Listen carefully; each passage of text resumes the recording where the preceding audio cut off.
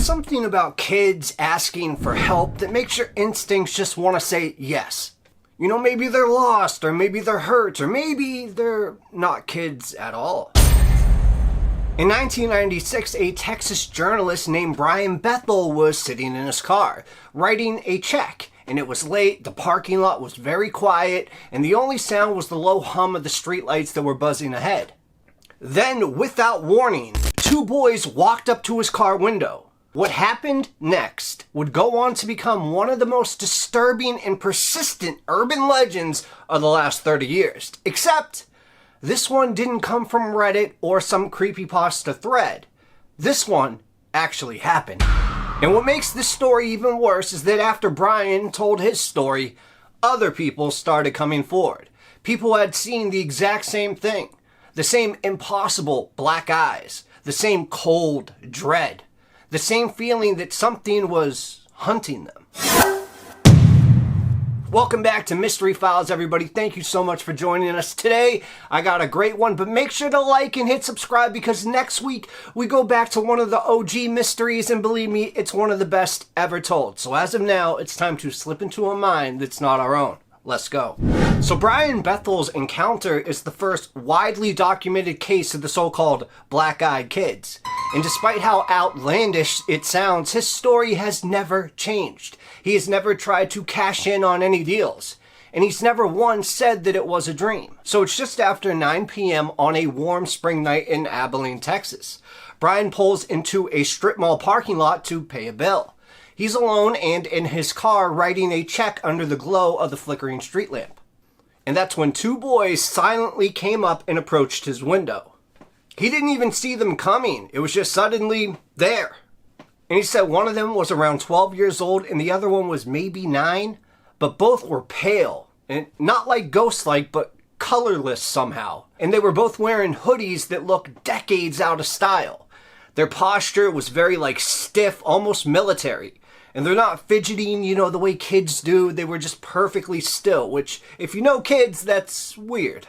Brian later said the temperature in his car seemed to drop 10 degrees the moment that they appeared. So, you know, they're kids, so he cracks the window enough just to hear them, and that's when the older boy speaks, and he says, "Excuse me, sir. We left our money at home. We want to see the movie. Can you give us a ride?" Now, it sounds polite, but the tone is weirdly rehearsed, almost like a child reading lines from a script. And there's something else. The boy's voice didn't quite sound right. It was too deep for his age, too controlled. And Brian's hand starts moving toward the door to lock it without him even realizing. It's like his body wants to obey, so he snaps out of it, heart racing, and notices his hands are trembling. The boy speaks again, and this time there's a little bit of an edge to it. "We're just kids. We don't have a gun or anything." Okay, as you could imagine, that's when Brian truly panics. I mean, what kid says that? What child thinks, to reassure an adult that they're not armed? He glances towards the movie theater. It's been closed for over an hour. And then back to the boys he looks, and that's when he sees it. Their eyes are pitch black. None of the whites, none of the other stuff, the irises, just pupil. Just smooth, wet obsidian, and seems to absorb the street lamp instead of reflect it. So he's in shock, and he doesn't say a word. He throws his car into reverse and peels out. And his tires just could be heard squealing against the asphalt. And when he looks back in his rearview mirror, guess what? Yep, they're gone. Not walking away, not running, just vanished. Like, beam me up, Scotty, or something.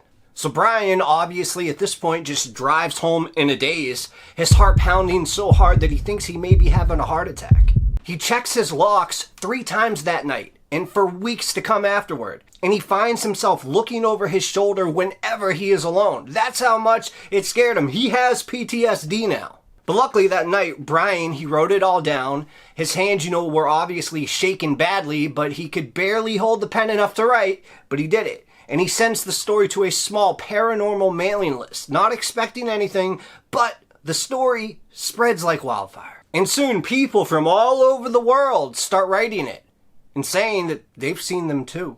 Now the stories, believe it or not, from everyone else all seem the same. 2 or more kids, Too polite, outdated clothing, always asking to be let in, whether it's into your home, your car, your life, especially a lot of them knocking on the door. And the requests are always verbal, almost like a vampire, that old myth like, you gotta let them in. And they're never forced. And they're always phrased as if they are like hypnotic. Knocking on the door, we need help, please, let us in. And after, people report nausea, dizziness, memory problems afterward. Pets act terrified, electronics short out. Does any of this sound familiar? Well, to me, it sounds exactly what happens when you encounter a UFO, but that's just me. And some say they have seen these kids just before a death in the family. Others say they have started having the same nightmare every night for weeks. This one report came from Portland, Oregon in 1999. A woman named Sandra was walking her dog late at night when two children approached her on an empty street. She said they moved wrong, too fluid, like they were floating just above the pavement. And they asked her, "Can you help us find our mother?" And when Sandra looked into their faces, she said that their eyes were like looking into a deep water at night. And she ran home, dragging her dog behind her. And then 3 days later, sadly, Sandra's mother died of a sudden heart attack. Sandra was convinced that the children had somehow known that it was coming. Another case from Ohio in 2001, a man named Robert was driving home from work when he was just stopped at a red light. Nothing too crazy. But two children then knocked on his passenger side window, asking for a ride to the hospital. They said that their friend was hurt. And Robert actually later said that every instinct told him to drive away, but something made him reach for the door handle anyway. Just before he unlocked it, the light turned green. The car behind him honked, breaking whatever spell he was under, and he drove off. But he looked back, just to see the children standing in the middle of the intersection, completely motionless, watching his car disappear. Robert checked the local hospitals the next day. No injured children had been brought in, and there were no missing kids reports in that area. But one of the people that emailed Brian was a woman named Danielle from Fort Worth. She emailed Brian in 2003, and she said that she saw two kids just like the ones in his story, except hers came to her in a dream. At first, it was simple. They just stood at the bedroom door and stared, kind of like every nightmare. But every night, they came closer and closer. First to the foot of the bed, then beside her. Eventually, she couldn't move at all. It felt like sleep paralysis, which, believe me, I know about. But it says it was worse than that. Danielle said that she could feel their presence even when she was awake. Cold spots in her apartment, electronics turning off by themselves, and on. And always feeling that she was being watched somehow, some way from some spot. So she agreed to meet Brian in person to talk about it. But she never showed up. The next day, Brian learned from a colleague that she had jumped from her balcony that same night. He found her obituary online, just a photo, smiling, nothing unusual. But something in the reflection behind her headboard stopped him cold. And it looked like a child, small, wearing a hoodie, eyes completely black. Now, for years, Brian tried to forget this. He tried to convince himself that it was just sleep deprivation, mass hysteria, maybe some kind of shared psychosis brought on by his original story. So he stopped talking about it publicly, stopped answering emails.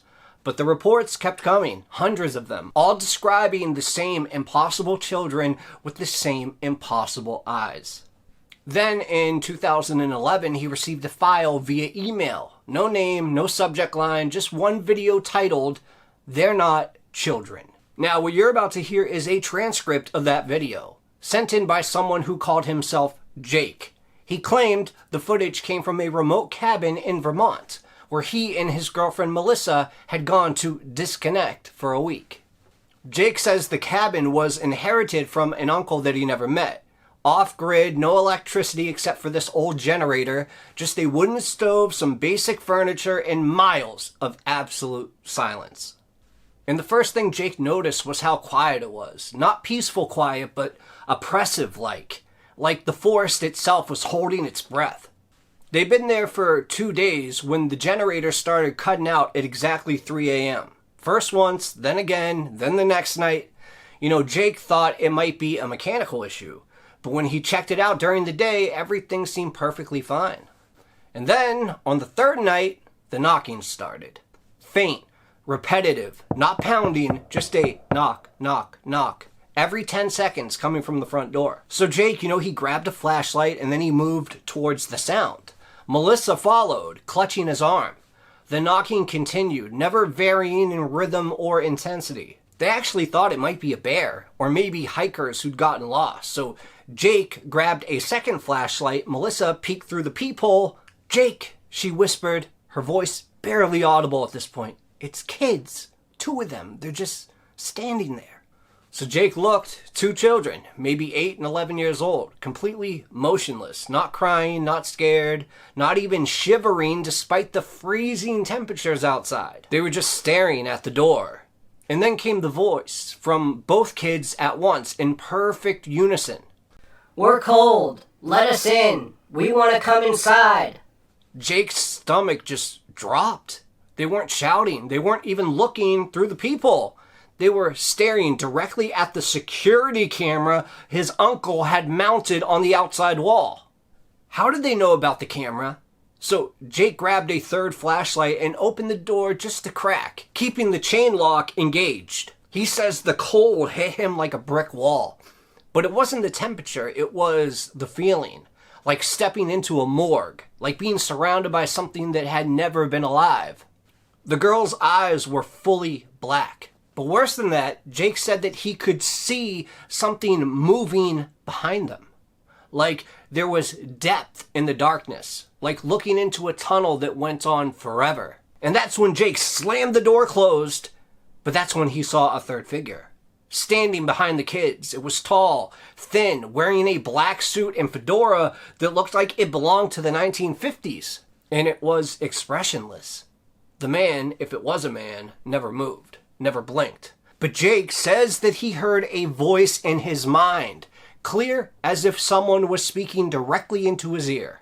"You saw them. That wasn't meant for you." And the next thing he remembers is waking up in the cabin, on the floor, straight out of a movie, guys. His head was pounding. There was a metallic taste in his mouth.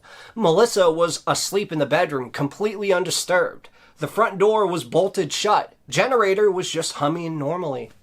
And this is the crazy part. When Jake checked the security footage the next morning, there was nothing. Just empty forest, no children, no man in the suit, no evidence that anyone had been there at all.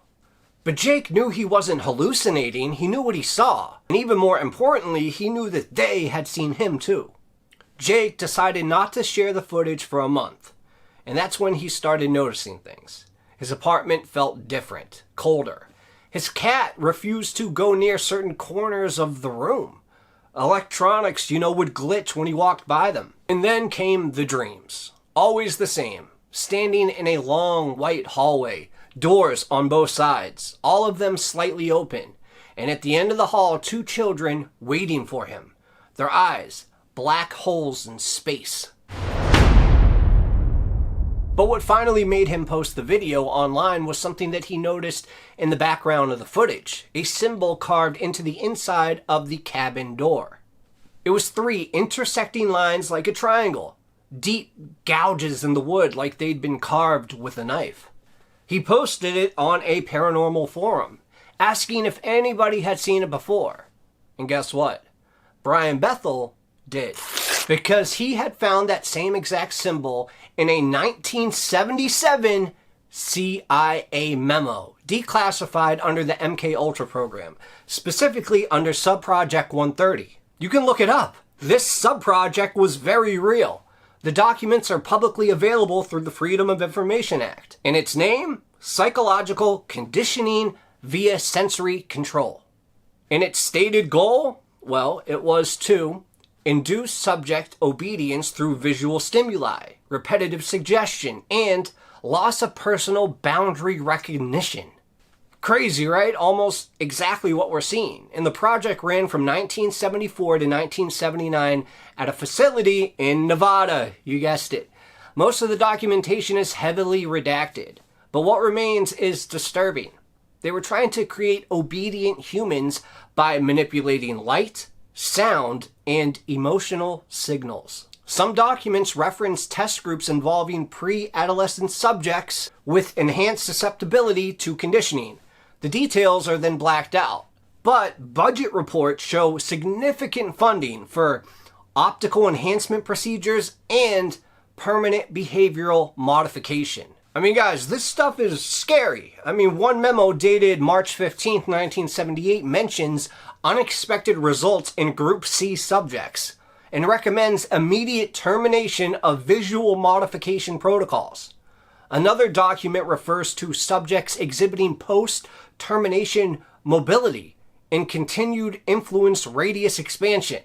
I mean, all this might as well be in code. But in simple terms, they were experimenting on children, trying to turn them into something else.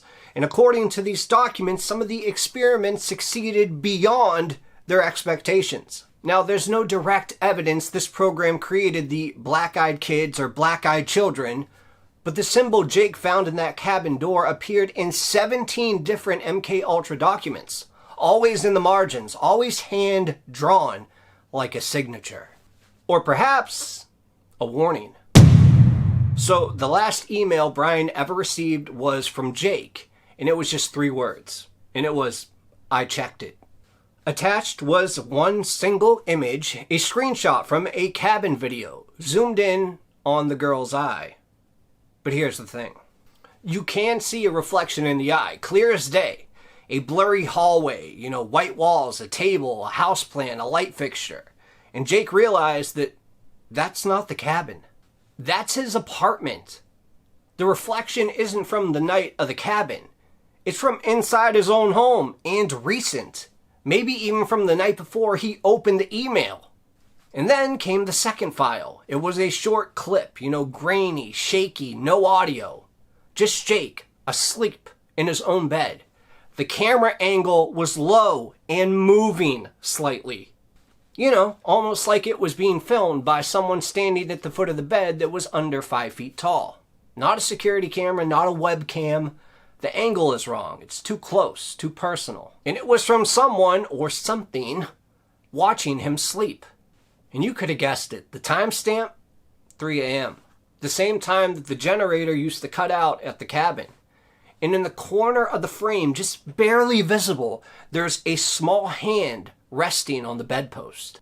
A child's hand. With fingernails that were completely black. Most of this story is true. Some of it was dramatized for storytelling purposes, but MKUltra, all this stuff, I got about 15 projects on MKUltra. But don't forget, I'm also going to do my normal mysterious things, including next week. I know you're going to love it, so please hit that like button. I love you all. I'll see you next time. Cheers.